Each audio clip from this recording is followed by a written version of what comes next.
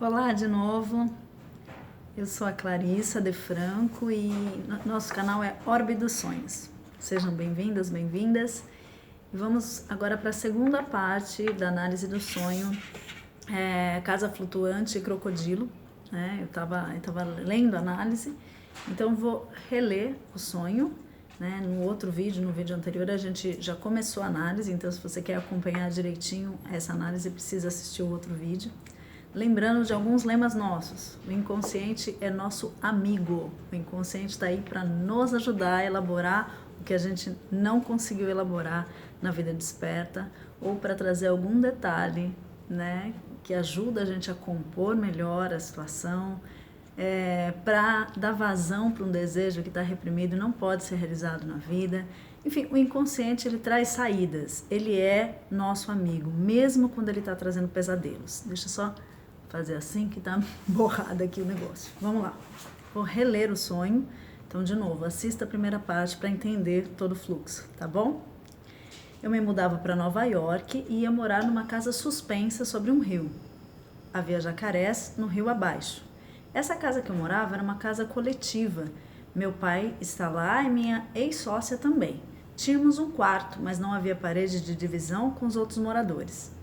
Não havia privacidade. Constantemente ouvíamos histórias que o jacaré comia alguém da casa. Mas, na verdade, em nenhum momento eu realmente vi o jacaré. Também passávamos muito tempo fechando trancas contra os jacarés. No fim do sonho, eu via que a casa era uma gaiola.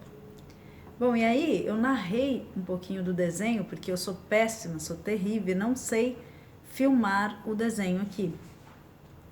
Já tentei mudar o jeito da câmera, mas eu não sei filmar o desenho. Então depois eu vou pedir ajuda para alguém. Eu tô aprendendo, aos poucos nós vamos aprendendo, vai dar tudo certo.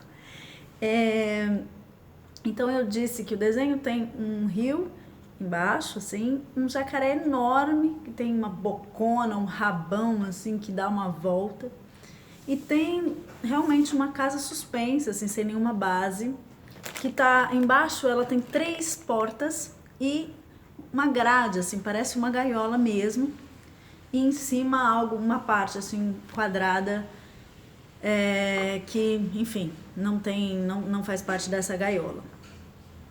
Bom, aí a gente começou falando da análise do sonho, e já lemos um pouquinho sobre essa casa flutuante, que não tem paredes, o sentimento de invasão, porque também ela trouxe os sentimentos dela, Quando a gente solicita para fazer análise do sonho, a gente trabalha com os sentimentos da pessoa, com as associações que a pessoa faz. Ela trouxe a história do pai dela, que foi hospitalizado uma semana antes, que ela estava ali no hospital com outras pessoas, que se sentiu invadida. Bom, e a gente estava na parte agora do rio, tá? E eu vou seguir daí. Além disso, o fator externo agrega à casa outros elementos. O rio é um símbolo do curso da vida, da renovação entre vida e morte, sendo as águas as representantes de nossas emoções. Queria lembrar aqui, eu falei isso no primeiro vídeo de análise de sonhos, que os significados dos símbolos não são fixos. Então, assim, esses são significados maiores, que em geral ocorrem, que atravessam culturas e tal. Mas a gente sempre tem que associar o símbolo ao significado particular que a pessoa dá, que a pessoa vive. Temos que contextualizar o símbolo. Então o símbolo é polissêmico. Isso é muito importante, porque senão a gente fica com a ideia de que todo símbolo ele tem um significado fixo, e não é assim, tá? Então quando eu falo, olha, eu dou uma introdução dizendo que o rio é associado ao curso da vida, ao curso da vida e da morte, as águas são representantes das emoções, mas isso é um panorama geral que a gente tem que aprofundar no particular da vivência da pessoa. Do lado externo da casa, portanto, há um movimento, indicando que há algum movimento inconsciente ligado às emoções sobre o curso da vida, alguma angústia aí, porque tem um jacaré ali no meio, grande, ameaçador.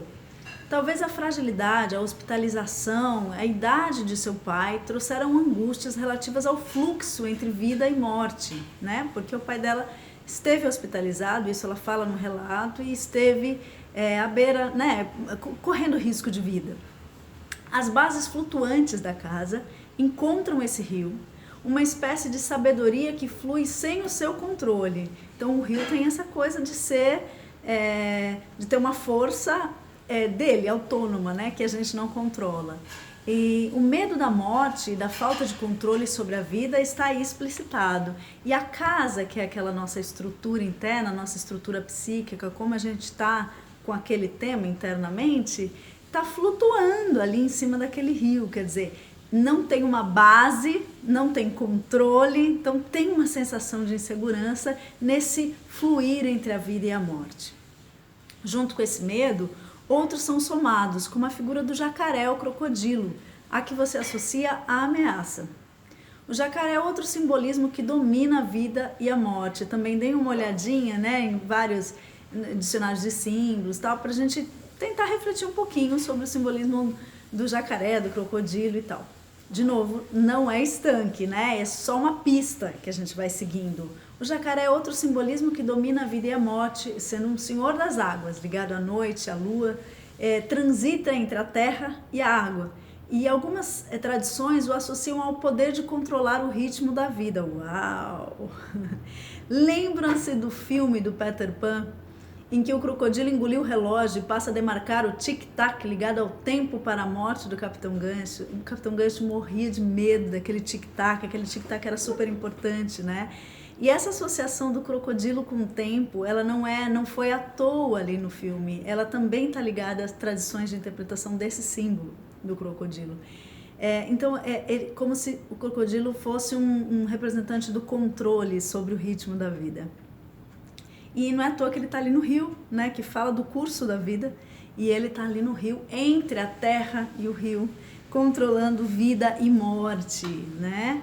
Pois é, essa representação nos ajuda a compreender a força que os crocodilos têm em relação ao ritmo da vida. Novamente, esse simbolismo parece estar associado ao seu medo de falta de controle sobre a vida e a morte relativo ao seu pai, né, que esteve hospitalizado. A figura do jacaré lembra a todo instante que ele está em um estado intermediário, que tanto pode acabar numa margem, vida, ou na outra, morte. Em seu desenho, o crocodilo é um gigante, quase maior ou maior que a própria casa, e que tem sua cauda fora dos limites do rio, indicando a magnitude desse desafio em sua psique entre terra e água, vida e morte, entre os fluxos do rio. É importante recordar que em seu sonho o jacaré é um desafio invisível, todo mundo fala dele, mas você não o vê. Trata-se de um desafio do campo imaginário, psicológico, algo a ser vencido dentro da sua mente, né? E é o seu medo de perder seu pai, ligado ao seu medo de perda de controle sobre os processos da vida.